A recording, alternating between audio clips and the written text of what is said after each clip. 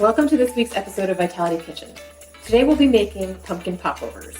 I know I've been holding on to my trusty can of pumpkin all year long. I double checked to make sure that it was still good until October 2021, so still have a couple days here, a few weeks here for my pumpkin to finally use.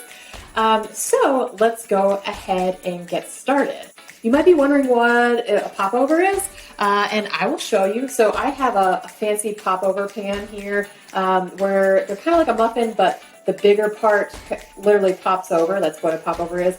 And here's a fun fact, you don't need a fancy popover pan to make these. You can use a trusty muffin pan to get a similar effect. And I know, for example, I only have 8, and it calls to make 10. So I'll definitely use, if I have enough batter left over, I'll use my muffin. All right, so we have my popover pan. The first thing that we should be doing is preheating the oven to 375, and then it has asked for me to cut 1 tablespoon of butter into 10 equal parts.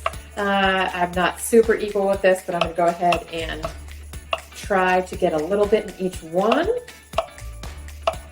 All right, now I will place it into my popover pan.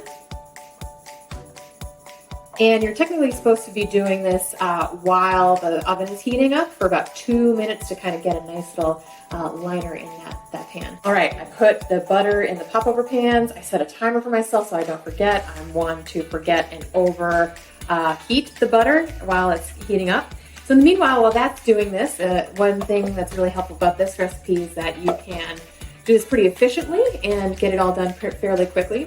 So in a small bowl, I am going to heat up the other tablespoon of butter in the microwave and get that all nice and melted. Meanwhile, again, we can mix up all the dry ingredients while this is all happening, which is really great.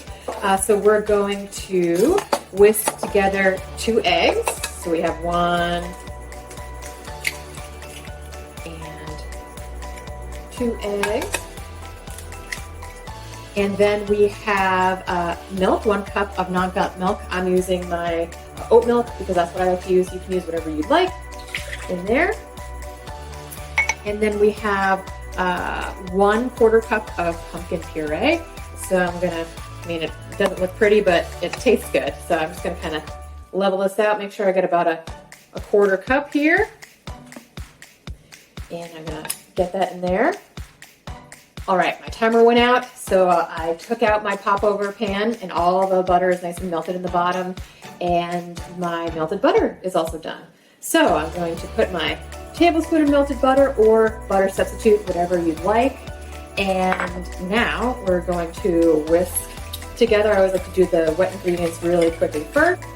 Wet ingredients all mixed. Now I'm going to mix 1 cup of all-purpose flour. You can use wheat flour.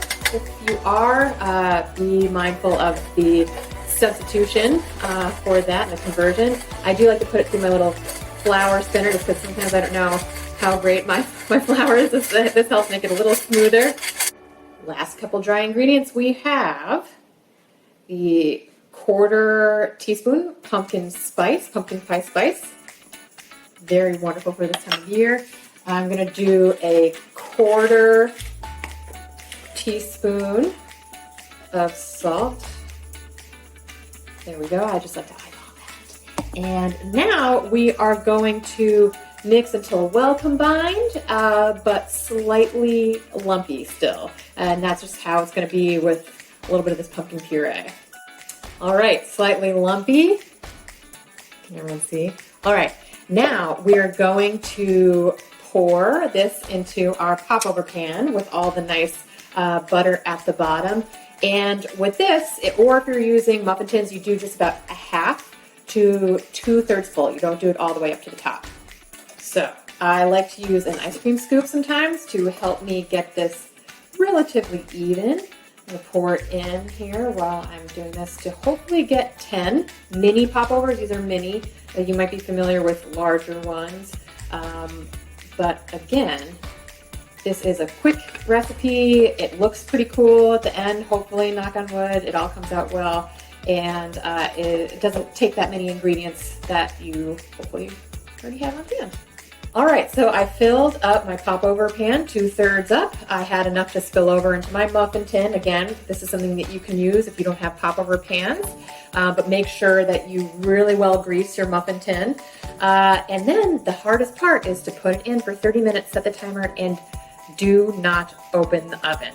I know you might be very tempted to see what this popover looks like, but if you can, just press your oven light on, peek through. But if you open the oven during that 30 minutes, they'll fall and they won't be as cool and pop-overy. So I know you'll be really tempted, especially if this is the first time you've made popovers, but resist the temptation, don't open the oven, and just trust me on it. After the 30 minutes at 375, you should be ready. All right, so I hope you all trusted me and kept that oven door closed and allowed your popovers to bake without opening.